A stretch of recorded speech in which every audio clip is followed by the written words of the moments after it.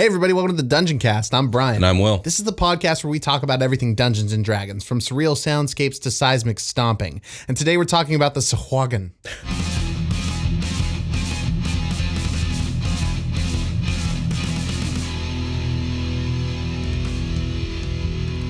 The Dungeoncast. Hey Brian. Sahuagin. You know what today is? Today is podcast recording day. Today is the day I realized we could have gone with Year of the Fish People.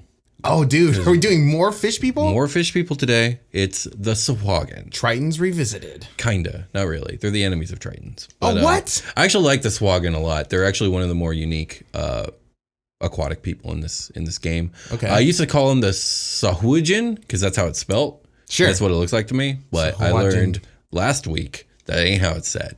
So excuse me as I struggle with this word for the rest of the day. Sahuagin. All right, you ready? Yeah.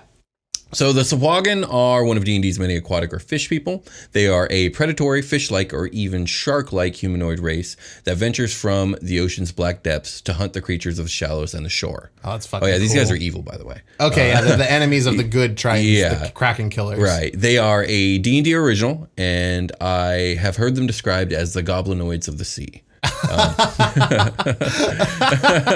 Though they are not related to goblin kind in any way, shape, or form. Sahuagin dwell in the deepest trenches of the ocean, but view the entire aquatic realm as their personal kingdom, and all the creatures within it as blood sport for their hunting parties. Ooh. Although the correct term to address them as a race is Sahuagin, those that fear or despise them have been known to call them sea devils or devilmen of the deep, or even more derisively, fish heads. Fish heads. Here come the fish heads. It's really not a creative one. Seamus, the farmer. Oh no, he's got a brother. There's a Triton version of everybody. Of course, they are a lawful evil. They are of a lawful evil disposition. Have an infamous reputation for being highly organized and slaughtering, devouring anything they can catch, raiding coastal settlements in the dead of night. They are also known to have the odd attribute of being prone to genetic mutation. Okay, so that's why they kind of vary as like what kind of fish creature they appear as. No, they don't. They don't. Oh, but they have like within that scope, they have a genetic mutation. Yeah, like, we're gonna get into like it's weird. Extra we're gonna get into it. Extra little fingers on their cheekies. Yeah. Not like that. So Sahuagin are usually depicted as having green, scaly skin, darker on the back and lighter on the belly, with dark stripes, bands, or spots that are more prominent in youth but tend to fade in age. Okay. Being marine predators, they are superbly adapted to undersea hunting. They have thick webbing between their fingers and toes. Their mouths are filled with sharp shark-like fangs. Their eyes are also black like those of a shark. Okay. They have additional webbing down their backs and at their elbows, and notably also where their ears would be. They have like fanned out like fins. Yeah, okay. Like a what do they call those, beta fish? You've got like extra stuff, extra like frill coming off of them. Do they? I guess so, sure. Yeah. We'll go with that. They also have gills and a long fin tail. Okay. An adult male Sahuagin stands roughly 6 feet tall, and they weigh in at about 200 pounds. Females are indistinguishable from males except that they are slightly smaller. About 1 in 216 Sahuagin have a mutation, giving them 4 usable arms. Oh, there it is. Yeah. Okay. This cool. is the first of the mutations we're going to talk about. All right. These specimens are usually called barons. They tend to be black in shading or dark gray and are substantially larger than their non-baron brethren. Okay. Barons typically rise to high positions or rulers among the Sahuagin. Okay. So any questions so far? No, not so far. Okay. All right. So the reason the Sahuagin are often called sea devils is because of their reputation for irredeemable acts of evil, having time and again raided the land, desolating whole coasts and continuously destroying passing ships. Yeah, you nailed it. Like goblins of the sea. Yeah. And it reminded me of like tuna. It's the chicken of the sea, which is why I laugh so hard. Okay, that's good. I didn't think of that when I said it. I don't even know why. I was just like, how do I describe this weird green shark fish monster? I was like, oh, they're like goblins, but in the ocean. Yeah, so if you're fishy goblins. If you're in a town near the hillside, like you can just kind of expect goblins to come out of the mountain or whatever and come down. And if you're on the coast, you expect sea goblins to come out of the sea. Like we're nowhere near the mountains, thank God, except for the fucking shark man. Exactly. He gonna get you. So when Sahuagin raid surface dwellers' communities, they venture ashore on dark moonless nights to slaughter the inhabitants and livestock for food. Right. They attack ships by swarming up from all sides, leaving a portion of their forces in the water as reinforcements or to deal with opponents the raiders throw into the sea. Sahuagin are savage fighters asking for and giving no quarter. They harbor a murderous bloodlust and, like sharks, fly into a frenzy when they sense their prey has been bloodied. They're fucking pirates. Yeah, they're shark pirate men. They're boatless pirates. Yeah, exactly. They're boatless pirates. God, that's terrifying. Scariest Can you kind imagine? of pirate. Yeah, exactly. They don't need boats. They're everywhere. If you think about it, all sea creatures are just boatless pirates. Well, not all sea creatures. I meant all sea monsters. Yeah, all sea monsters. There we go. Coastal folk live in constant fear of Sahuagin invasions. Across fog-shrouded coasts or endless ocean swells, when an ominous drone sounded on a conch shell is heard, it chills the blood of all who hear it, for this is the sound of the Sahuagin hunting horn, a call to raid and to battle. Shit. So you hear it before you taste it. The conch shell, no. First it's the conch shell, then it smells like salty air real bad. Well, it already does because you're by the beach. No, even worse. It smells like low tide now. Okay, sure. Is that a thing? It's high tide. Now it smells like low tide. Okay, sure. I don't think the that's fish a thing. people are approaching. All right. The exact origin of the Sahuagin is unknown. Some say that they were created from a nation of particularly evil humans by the most powerful evil sea gods in order to preserve them for when their great deluge came upon the earth. Okay. Some sages claim that they are degenerate humans who formerly dwelt on the seacoasts, whose evil and depravity was so great that they eventually devolved into fish foil and sought the darkness of the ocean depths. Okay. Tritons, however, have a different theory. Oh, I love Tritons. Tell me about what they think. They are purported to believe that Sahuagin are actually distantly related to sea elves, claiming that as the drow are to elves, so are Sahuagin to sea elves. What? I love your reaction. What is a sea elf?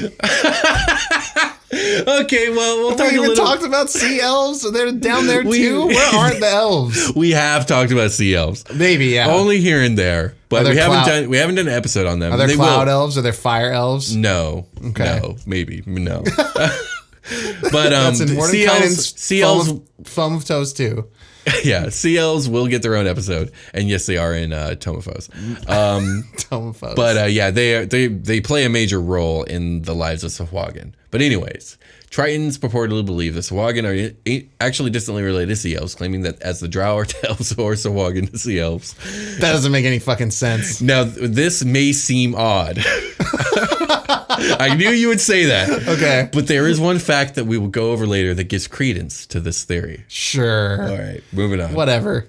Okay. I'm already not down with it. You're about to be really not down with the next thing I tell you. Okay. I'm not this next thing, but the next thing pertaining to that other thing. I love the order of stuff. I know, right? Sahuagin are as cruel and brutal to each other as to all other living things, and the strongest always bully the weaker. Mm-hmm. Any injured, disabled, or infirm specimen among them is slain and eaten by these cannibalistic monsters. Even so called imperfect hatchlings are dealt with in this fashion. Like, okay. If you're not worthy, you're not worthy, and they'll fucking eat you. Sure. I mean, this is like a lot of the monster races, I'm sure. We're doing a lot of hungry monsters lately. There's some hungry boys. They haven't eaten their Chipotle. They really need to get on that. Hey, if anyone that is like higher up at Chipotle is listening to this, please sponsor us. I love your burrito balls. I mean, I'll take the sponsorship, but I really don't like Chipotle. Anyways. We've eaten it. Yeah, I know. Did you notice I didn't eat my food? Oh, no? Yeah. I was too busy eating my Chipotle. I don't care for Chipotle. I fucking love Chipotle. The strict law of brutality has developed a resilient and powerful race, however, and any leader is subject to challenge. Because of this, leaders are almost always the largest, strongest, and usually barons at that. In any event, the loser of a challenge is always slain, either during combat or afterward. Okay. Sometimes the loser winds up as the main course at the victory feast. Like, they have no qualms eating each other. Okay. Which I don't know if sharks, which is like, these guys are really tied to sharks, which we'll get into more as we keep going. But I don't know if sharks are cannibalistic like that. They are in the womb. What? Sharks hatch inside the womb, and they eat each other for power. And then they come. This sounds made up. Okay. No. Hey, we're getting on Google in a short rest. That's fine. That's true. That's fucking Hopefully metal. I said something true. Oh my God. Okay. Anyways, so I think it's true. Duels are always fought without weapons, so only fang and claw are permitted in any of these challenges. Okay. Yeah. So still, despite all this brutality and carnage, it must be remembered that the Sahuagin are lawful evil in nature. The Sea Devils live by a code of ritualized behavior developed over a millennia. Okay, so that's elvish in a way, like being lawful and stuff. Elves are chaotic good. Yeah, but they have Elf Society. Well, yeah, you're right. But Elf Society has like strict laws, right? Not necessarily. No? Like that's the thing. It's like there are less laws and more guidelines when it comes to elves. It's just everyone does follow them. Okay. But like it's lawful. Like, but like they're not going to I understand be that they're punished like for a crime and chaotic in that way. I don't know. I'm trying to make the connect. Yeah. Okay. All right. I see what you're saying. Anyways. Sea devils live by a code of ritualized behavior over millennia. Every member of a Sahuagin community knows its place and knows it well. The Sahuagin pride themselves on self-sufficiency and a strict adherence to their social code. The social structure of the Sahuagin is based upon rule by a king who holds court in a vast city deep beneath the waves. This overlord's domain is divided into 9 provinces, each ruled by a prince. Each village within a province is ruled by a baron, which isn't to be confused with the term baron referring to the mutated 4-armed Sahuagin, but yes, the barons also tend to be barons. Okay. Beneath the barons are the elite hunters and warriors, who are the bulk of the raiding and hunting parties. All others fall into various stations of workers, hunters, etc. Okay. Any questions? This is like the 9 ocean hells.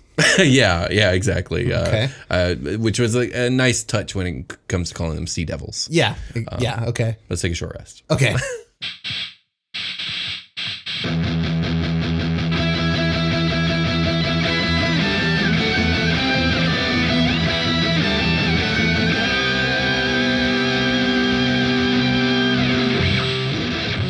Hey everybody, be sure to check out Super Quest Saga, a future fantasy 5th edition D&D actual play podcast homebrewed and dungeon mastered by yours truly, me, and set in space. And I play in it, along with your special guest Jake and friend of the show, Josh Freeland. You can find it on YouTube, iTunes, or anywhere else you can get your podcasts.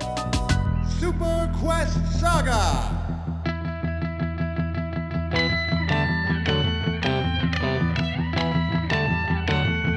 We've returned. Indeed we have. We're back. And back at the bottom of the sea. So it's a sand tiger shark.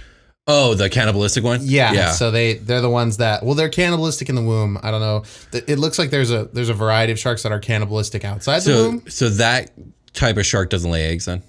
This shark gives birth to a live pup, but that's interesting. That live pup has eaten its brothers and sisters before it emerges. It's the best of the pups. Yeah, the ultimate pup, the most savage. Yeah, that's interesting. Okay, I didn't read too much into the specifics of it, so get at me, animal folks. I know you're out there.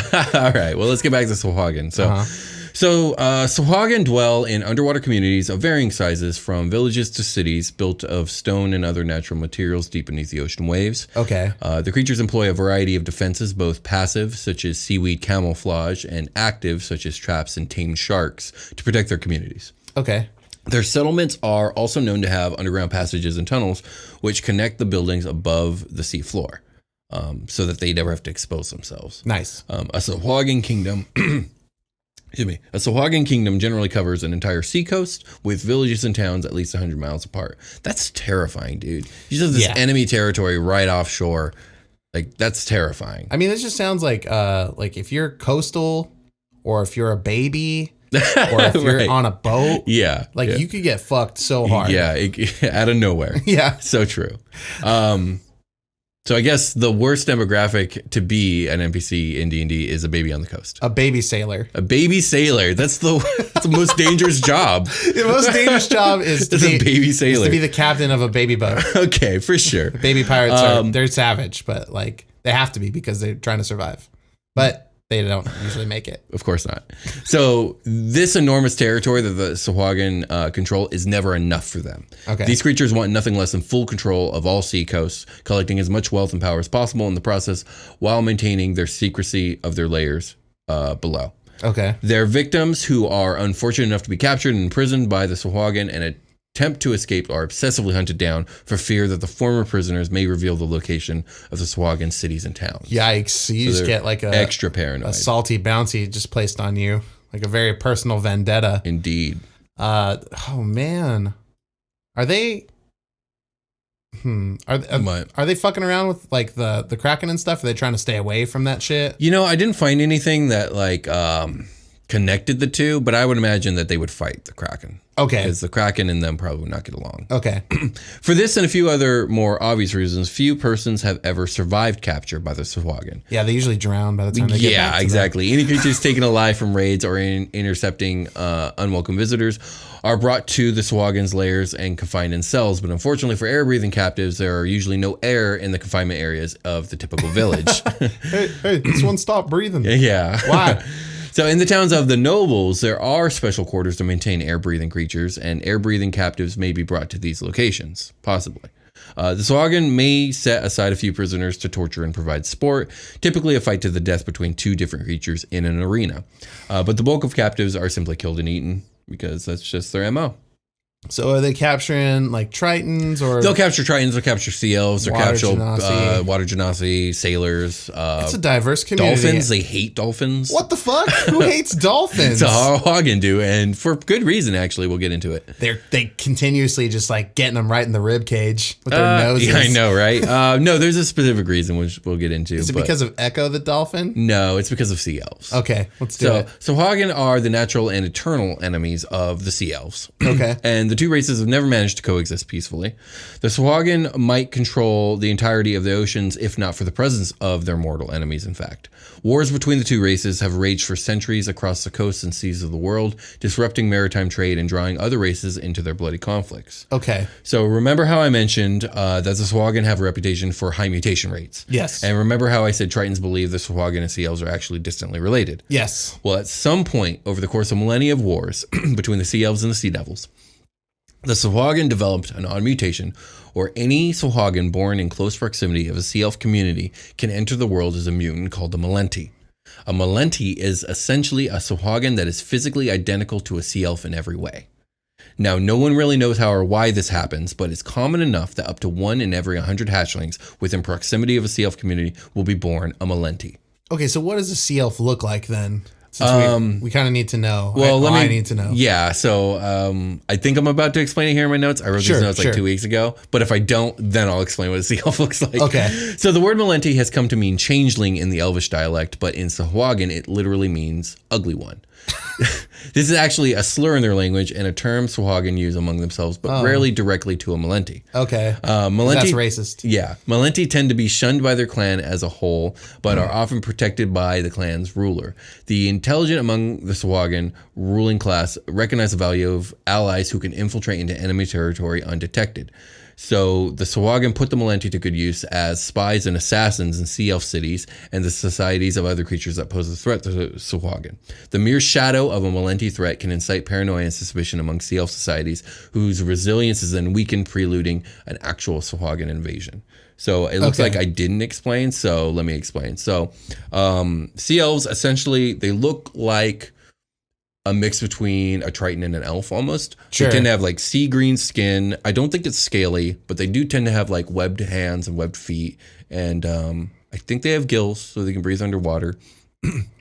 Long pointed ears. Yeah, that's basically it. Dunk that elf in the ocean. Yeah, just dunk the elf in the ocean, turn it green. Okay, cool. So so you could have a society of like hammerhead shark people, but then all of a sudden there's like a fucking elf in your midst. They're not really hammer. Like, I can't. How do I explain a Sahuagin? Like, okay, pull one up on Google. You have your phone. So they're more like shark-ish. They're not. They're like, shark-ish. Okay. They look like the creature from the Black Lagoon. Oh. Yeah, kinda, but sharky. Oh. Okay. Are you pulling up images? I'm Are you seeing up. this? I'm pulling it up. Hang on. All right. Okay. That's what a Sahuagin looks like. Here's the forearms. Yeah. They've got the Triton. Yeah. They look fucking mad. Yeah. Yeah, there we go. Mad as I think they shit. look cool. I think they're a cool monster. Oh, I like this one that looks like a great white though. Is this this might be a Let me see some that. homebrew Yeah, shit. that might be some made up shit. But it's cool looking. That is dope. It looks like God, what was that? Street sharks. Street sharks. Yeah, It looks just like street sharks. It's fucking awesome. Maybe you have different kinds of Sahuagin up in your shit. Maybe you have like a Maybe bunch you of do. normal guys, and then you have the fucking elite Maybe you have, ass like- street sharks. Just a bunch of biker Sahuagin.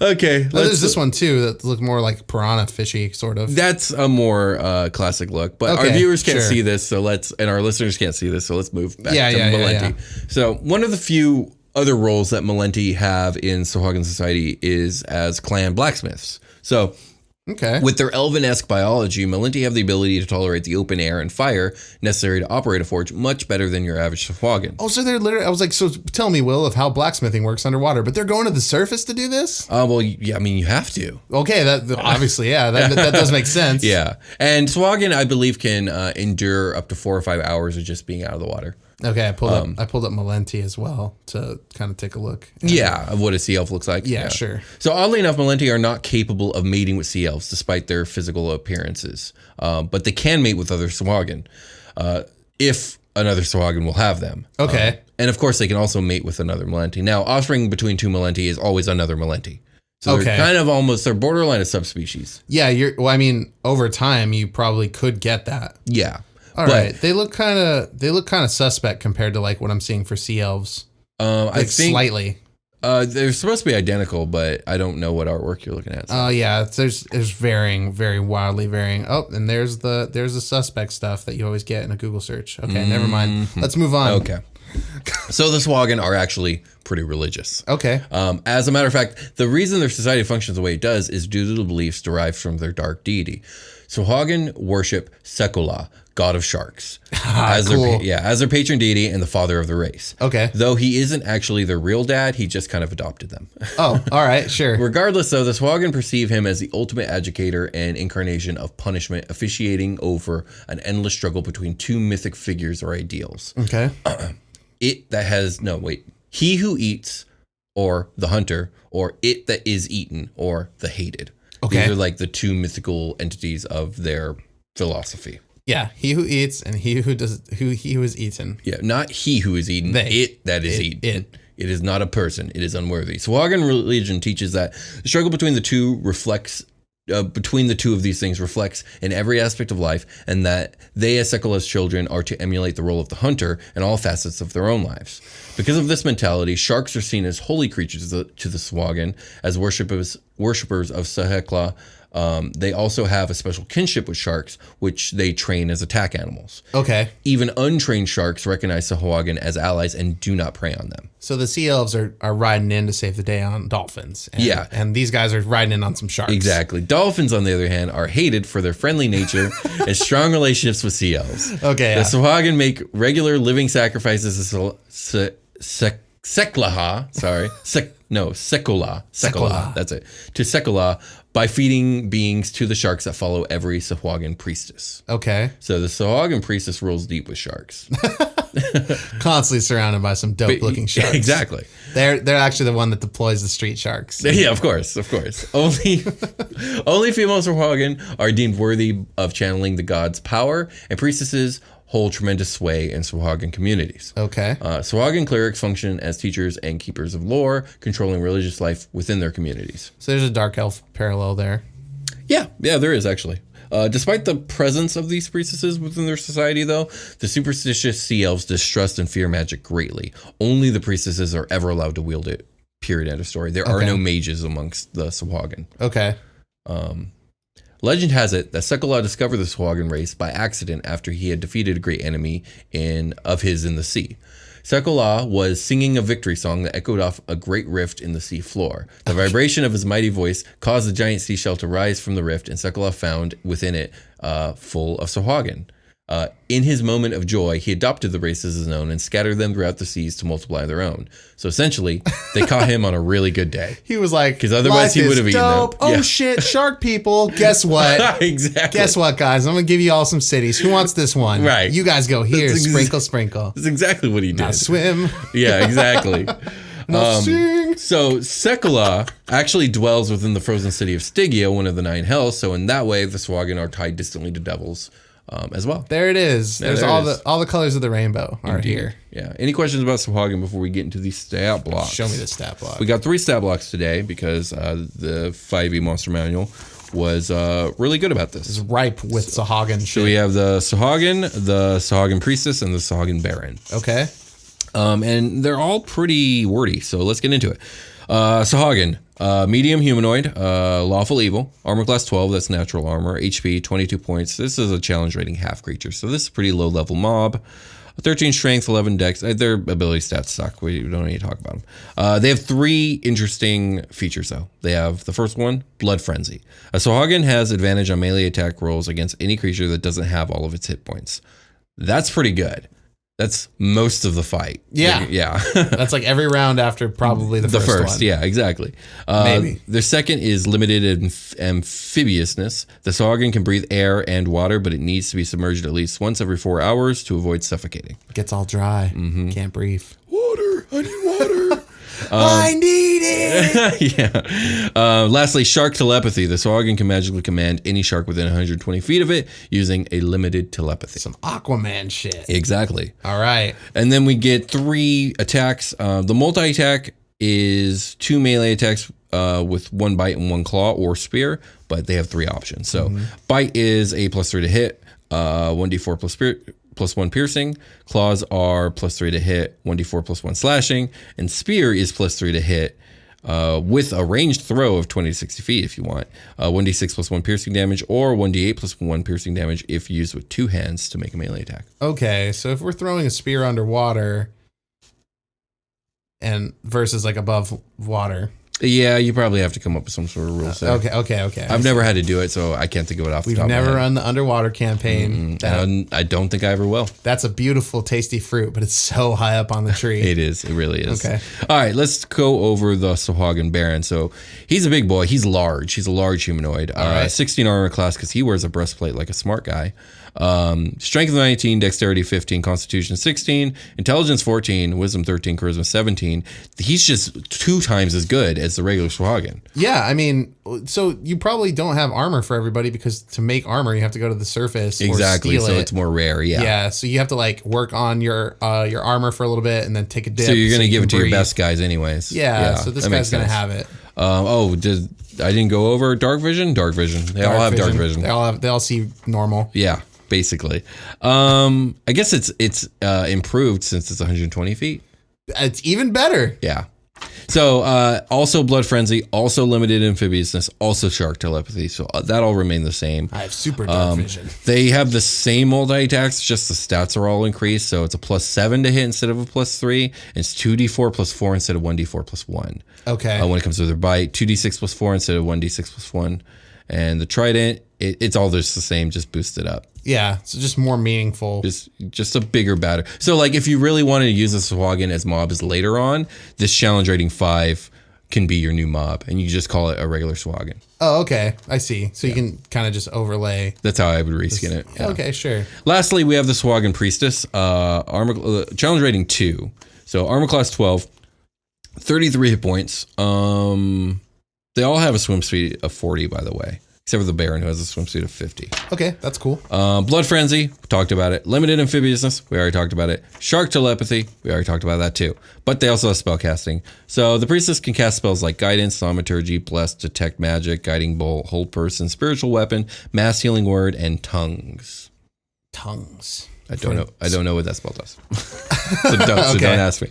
And then she has Bite and Claws, and her melee attacks kind of suck, actually. They're not that strong. +3 to hit. 1d4 +1, +3 to hit, 1d4 +1. Okay, so she's just your spellcaster. You're doing magic. Yeah, you're gonna have like a priestess probably lead like a squadron of like 4 or 5 of these guys in like a level 2 or 3 party combat scenario. Yeah, and that'll be fun. Your fighter with like the mage fighter feet or whatever that is gonna fucking get in there. There we go. Yeah, hell yeah. Jump over everybody. You can just swim. So this underwater campaign is like kind of intimidating because you have like all that vertical space. It would be like kind of like having an Aarakocra campaign. It's like an aerial combat. Yeah. Yeah. So you're working in the 3-dimensional space. There is a floor. Mm-hmm.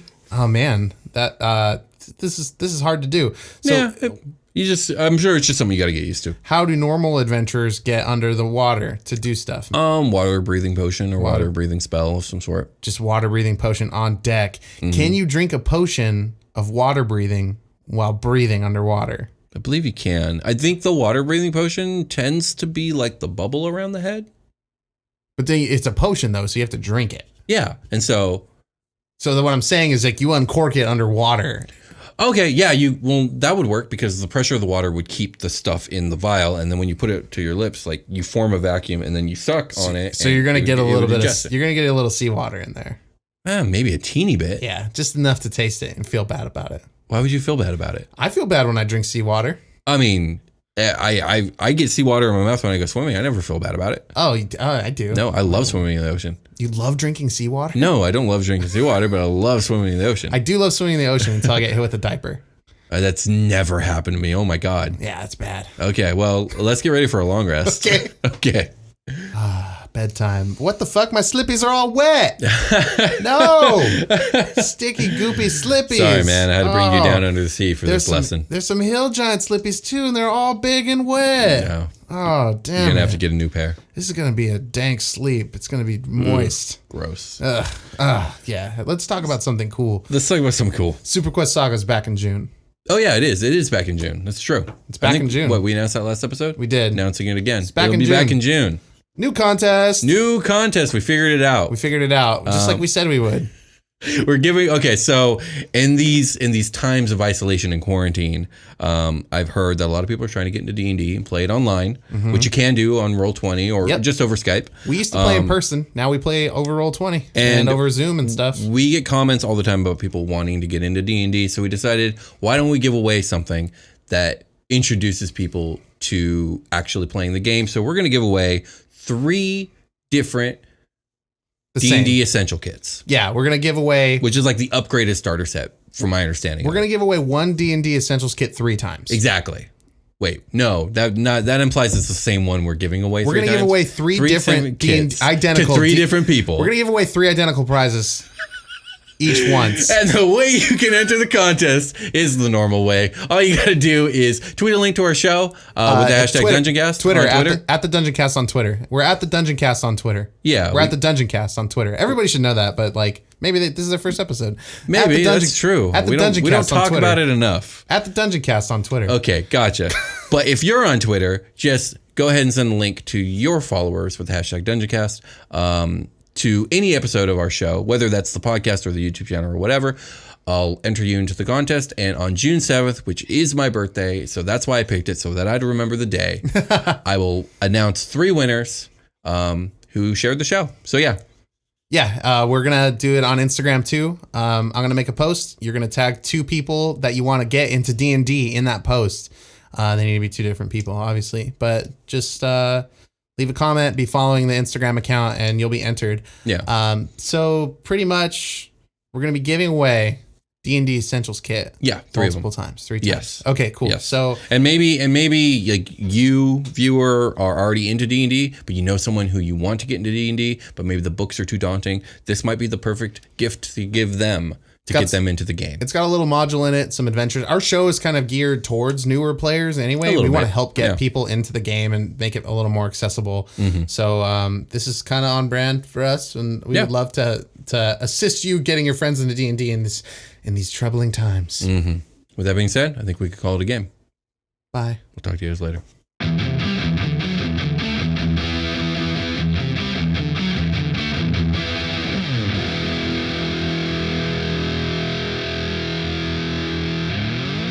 The Dungeoncast.